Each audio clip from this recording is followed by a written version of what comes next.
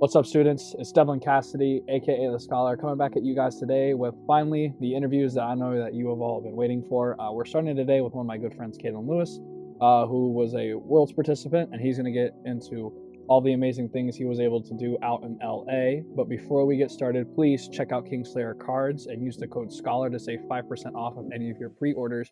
And check out the event that they are doing at the end of the month, February 25th and 26th. They will be hosting a standard event on the 25th and a premium event on the 26th with no overtrigger, where first place is guaranteed a PS5. So you don't want to miss that. Down in Kissimmee, Florida, at the Ramada Hotel. Make it a banger and go support some of the best people in the business. But without further ado, let's get talking to Calen and everything. So Calen, how you doing, fam? Good. Just been a long week and all that. Yeah, I bet, man. So, you want to just give us a little bit of background as yourself as a card fighter for those that don't know you? Been playing the game since 2016. One of my first decks built was New Batama, and then I built Great Nature as roughly really my second deck. When the V reboot happened, I was excited for New Batama to be interesting with the fact of like Magatsu. But every support after Magatsu was like, nah. And I already was mostly playing Great Nature by the end of G before Shiranui Renee. And I like the hamster archetype because one of my really good friends, his name is Monty, he literally handed me the stuff back when Hamsuke got its first wave of support in the Genius strategy. He was like, here, make this deck good. And I liked Great Nature a lot. Not my first deck in the Vanguard. Definitely the one I've played the longest. Absolutely. For those that like talk to me when I talk about Hamsuke God, it's Calen. So I try to say that I'm a Great Nature connoisseur, but when it comes to hamsters, man, there's no one that plays it like you. Well, speaking of kind of Great Nature and everything, you were kind of the first to put Leopold on its back after you finished third place in Duluth. And so kind of what was your first feelings like once you realized that, I just qualified for Worlds with one of my favorite decks? Humbling experience, mainly because I went into that event with a deck I did not get to playtest at all. Busy work life and everything prevented me from playtesting with it. And I was like entirely uncertain, and the first 3 rounds where I consistently rode the original Leopold first and not reverse. And I was like, I feel like I'm playing out of a bad situation in the first 3 rounds. But from then forward, I at least saw Leopold reverse every time it was my first ride, and that helped a lot. The deck was really good, and it was what it needed for the time, because Great Nature in V is its biggest problem is your opponent has to be a grade 3 to get most of the effects off. Leopold reverse doesn't care, so it was a nice step up. I also most Leopold lists I knew that were being taken, they were playing front triggers. And so like, yeah, you're swinging with a Vanguard with a crit and the big numbers help, but I played a rainbow trigger setup because I'm like, people sometimes don't guard early game. You can crit them. It works. But yeah, I wasn't expecting it third. It was a very long day, a very hard fought day. My game against Crow, the guy that got first though, was really, really close. He just saw all of his grade 4 Lurus to guard my turn. But it was a good game. Yeah, absolutely. Shout out to Crow. We'll be talking to him soon. But yeah. So you realize you're going to Worlds, and that fun ban list drops. So did that kind of change your idea of, do I still take Leopold, or do I take like a different Great Nature deck, or like a completely different ban altogether, or kind of what were your thoughts after that ban list got announced? Well, I wasn't changing clan I was playing. I was still going to play Great Nature. I had already decided before the ban list ever was announced that I was going to play Hamsters because my favorite card got reprinted and retrained as a promo for Hamsuke, and it was literally the best card in the deck. You can't tell me otherwise, because it is. It actually pluses you. And I was just like, yeah, I'm going to take that and have fun with it. It was really strong. It could go toe-to-toe with Leopold just fine. I did mirror matches where a friend of mine played like my Leopold deck and I was playing my hamster deck, and it was completely back and forth. It was like neither of the decks are heads and shoulders above the other.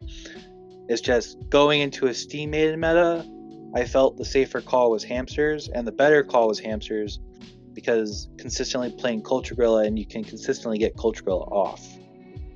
So, and that helped a lot against the Steam Maiden decks I played against.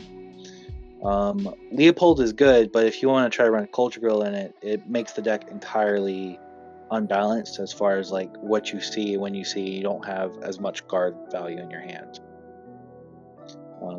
But the ban list didn't change what I was playing. It was it just cemented that I'm still just gonna play hamsters. I was a little bit surprised to see as many Steam Maiden decks still there as there were, because I thought it would fall off a bit because I didn't have Colossus. But no, it was still prevalently there, so my decision stayed the same. So I was happy with it. For sure. So you said you saw a lot of Steam Maidens at Worlds. Do you want to kind of just like walk us through your matchups throughout the day?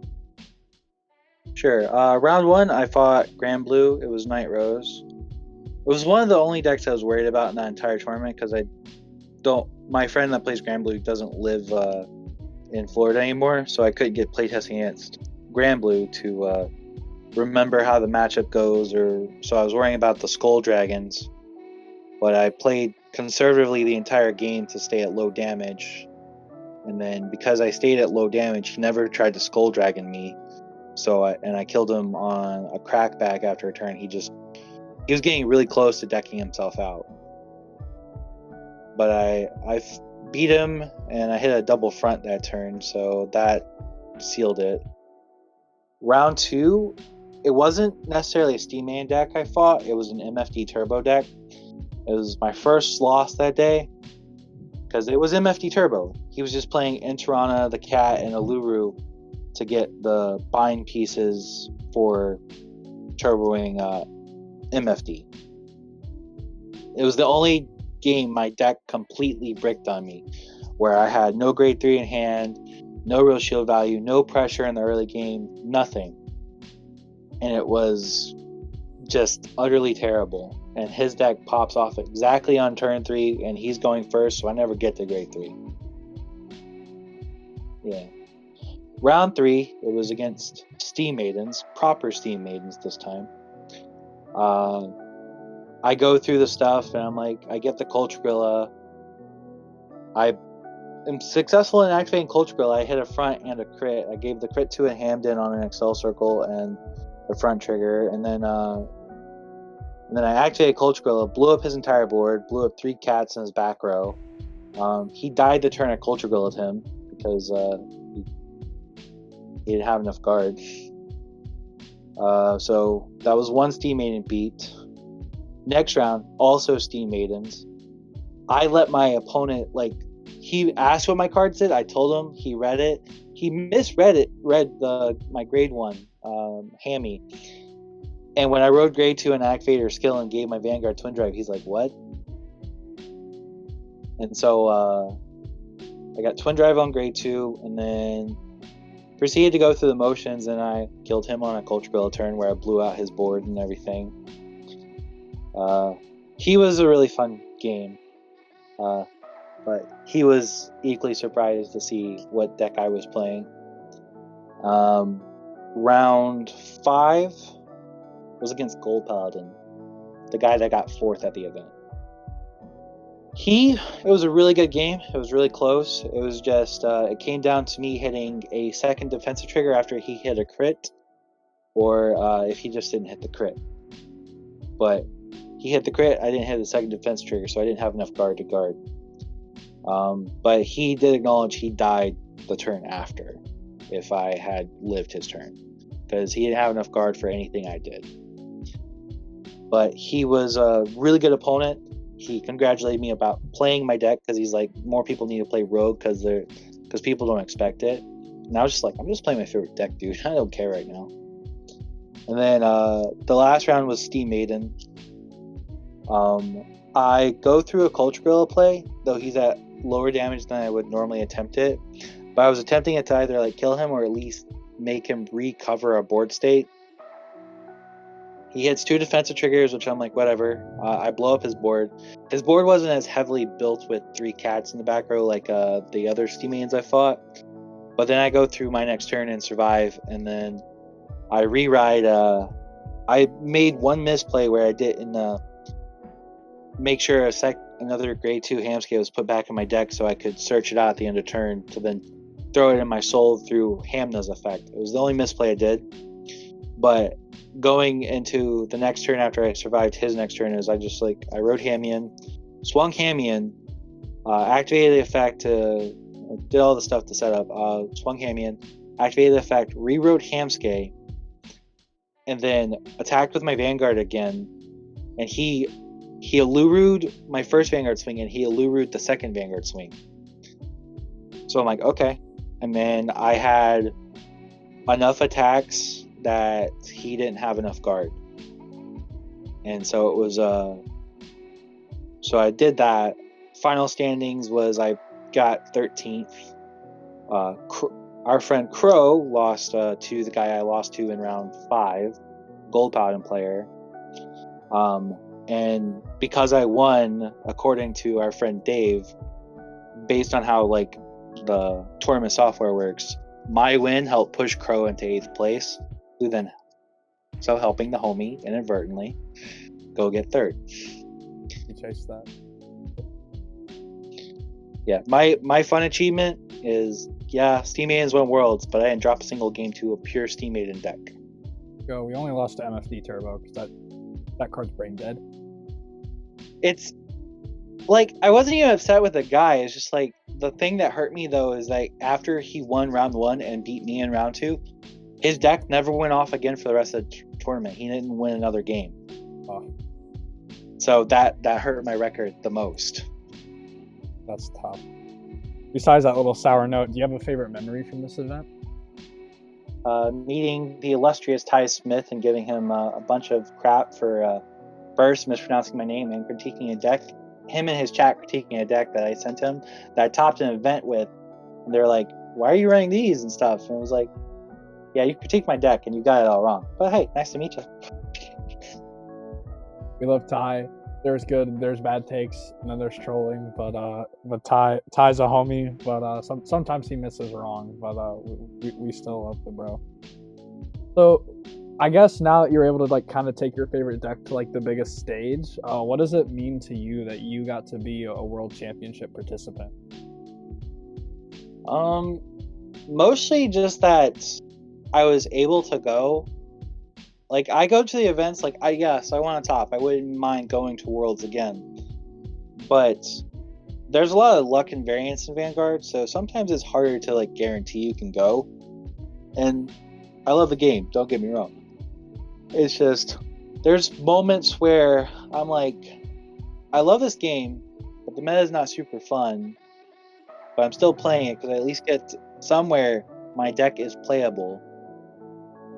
And so I play it, and this time was the only time that the deck I wanted to play was actually good inside the meta. Was it pure meta? No, but it was on the fringes of it to be good enough to get me there. And that's what I was happy with. Because I don't go in expecting to win, I go in to have fun, because if I go in try-harding, I do completely terrible the entire day. It's happened multiple enough times, so I just go to play for fun, and I'm just like, tournament record. Absolutely. I'm going to top. It's just a game. So, yeah. Sure. Yeah, so I was like, am I going to get there? Do I get there? Cool. How far do I get up in there? All the way to 3rd? Yep, let's do that. Sure. So you showed out 13th for the Great Nature at Worlds, man. I'm unbelievably proud. For anyone who's trying to chase in that first Bushiroad top or any big event win or trying to get to Worlds, what kind of advice would you give them? Research, understand the meta, understand the decks you're going to probably see the most of, especially in a singles-based format. because understanding the decks you're going to see the most of, and depending on what deck you're trying to play, like every deck has a bad matchup. Learn your bad matchups, because if there's always an out in a bad matchup. Because I had to go through G playing against Link Joker before Noob or Great Nature had. Noob got outs Link Joker. Great Nature didn't, so you still have to learn how to play around your outs and or your bad matchups. Because like when KS got put in V, my entire deck has to flip its play strategy against Chaos entirely, and you dirtle until you can kill them, and it's a really struggle. It's a real big struggle of a game. But always understanding your bad matchups help. Understanding what could happen, knowing how to limit your opponent's resources when it's necessary, or key units on their board, because sometimes you have to do things that aren't all about putting your opponent at more damage. You have to limit the cards that are giving them the advantage over you, if you can. So, but mostly it's practice and research, and be extremely comfortable with the deck you want to play. Whatever you decide to play with, get good with it, get comfortable with it, or at the very least, just play the deck you're most confident with and see what happens, because that's what I did with both times for those tournaments. Like, granted, I didn't get to playtest the Leopold deck for the BCS where I got third, but I was comfortable enough because it was Great Nature, and I was confident enough that I knew my deck build was solid. And that's part of this game comes down to confidence and comfortability with what deck you're playing. Absolutely, I couldn't agree with that statement more. It was just being knowledgeable and being confident, man. Confidence is key in my opinion. Alrighty, so kind of on the down switch, you got any shout outs you want to give after your big finish in your eyes? Shout out to Crow for getting third place. There's my homie. Shout out to Kingslayer Cards. Always go buy their stuff because they're good suppliers. Fast shipping. Real good people in general. And they have really good tournaments. The shout out to Kingslayers also includes Andrew Condrick, because he was there. Shout out to my friend Dave, who went to LA with me just to support me. And shout out to my friend James Albright, who got the invite into Standard. Though he didn't get into top 8, he did finish 10th. So I'm still really proud of him for that. Yeah. Absolutely. Well, Calen, I'm beyond proud and I'm beyond impressed with your competitive season this year, and hoping to have one similar to yours soon. But hey, like we said, it's practice and research. So I know you'll be back definitely, because you're a fantastic player. But I'm so looking forward to seeing what the future holds for you, man. And I can't be more excited for you and happy for you after this BCS season. Thanks. Alrighty. Try my best. For sure. Alrighty, again, check out Kingslayer Cards. You heard Calen too, so it's not just me, it's everybody. Use the code SCHOLAR, save 5% off your order. I hope you guys have a wonderful rest of your day and a wonderful rest of your week. I love y'all, and until next time, take care.